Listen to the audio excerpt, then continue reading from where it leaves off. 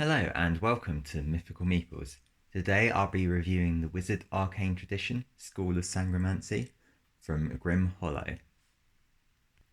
For those of you who don't know, Grim Hollow is a set of books by Ghostfire Gaming with 3 core books, a campaign guide, monster grimoire and player's guide. The supplements focus on the dark aspects of fantasy, providing a grim dark setting, with the player's guide providing a range of new backgrounds, races, subclasses and spells. The player's guide and campaign guide both also contain rules for transformations, giving players the options to become werewolves, vampires or primordials, amongst others. Today I'll be focusing on the School of Sangromancy for wizards. Sangromancy is the study of blood magic and often carries a foul reputation. Despite this, Sangromancy can be used for good as well as ill. Like necromancy and other magic, it is the caster that determines the true purpose of the magic. Sangromancy requires sacrifice as well as knowledge, and other wizards may view sangromancers with hostility, but none would deny the power of their craft.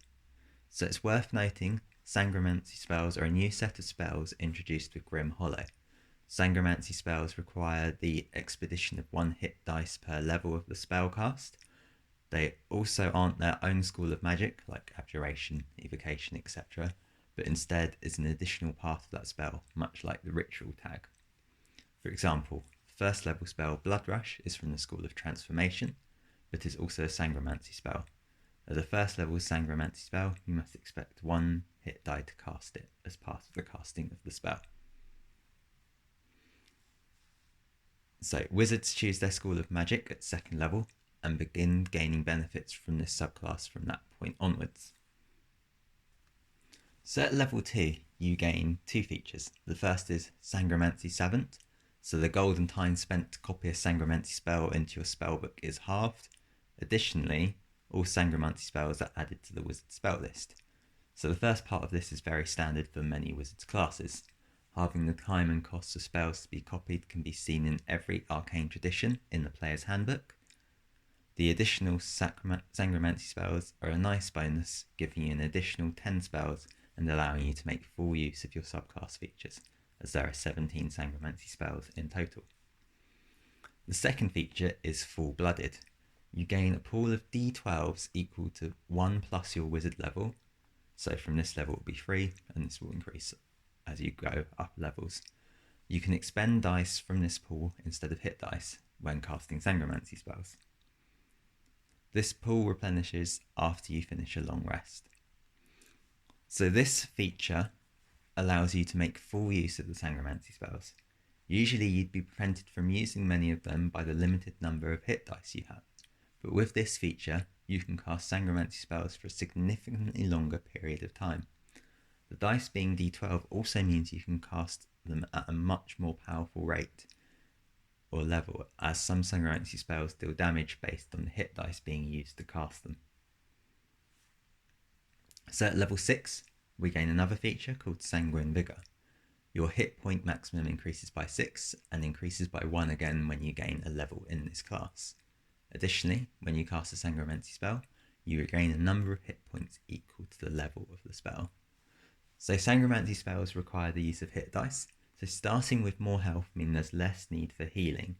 Combining this with a heal dwarf or the tough feat can give you an awful lot of hit points per level.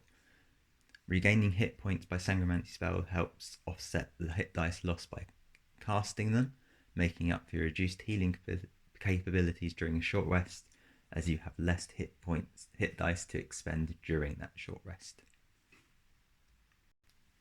At level 10, we gain the Blood for Blood feature. This means when you deal damage to a creature with a spell you cast, you can expend and roll a hit die, or a d12 from the Full-Blooded feature, to add that result to the damage dealt to that creature. On paper, this feature doesn't appear to be that strong to me. It's good with spells that target one creature, allowing you to deal extra damage to that creature. The Heartseeker spell from the Grim Hollow spell list is a good choice for this feature. The way I read this spell means that you target one creature with this feature, regardless of if you hit multiple creatures with the spell, with something like Fireball, for instance. However, where I feel this feature shines is in its ability to be used with any spell, not just Sangromancy spells. giving your School of Sangromancy wizard more versatility. At level 14, we gain Red Renewal, our final feature. So Red Renewal means when you finish a short rest, you can regain expended hit dice equal to a maximum of half your wizard level. You regain an equivalent number of dice from your full-blooded feature.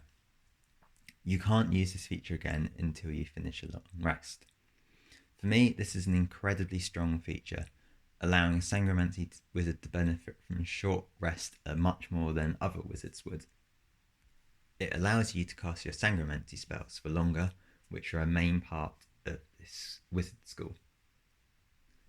I do feel it sort of treads on the toes of those other classes that rely on short rests, such as warlocks, monks, fighters that regain features that way, and takes the wizard sort of away from being something that relies on long rests, although you are still limited by your spell slots. So overall, I love the flavour of the School of Sangromancy. I feel it fits a wizard who draws on blood magic to empower their spells.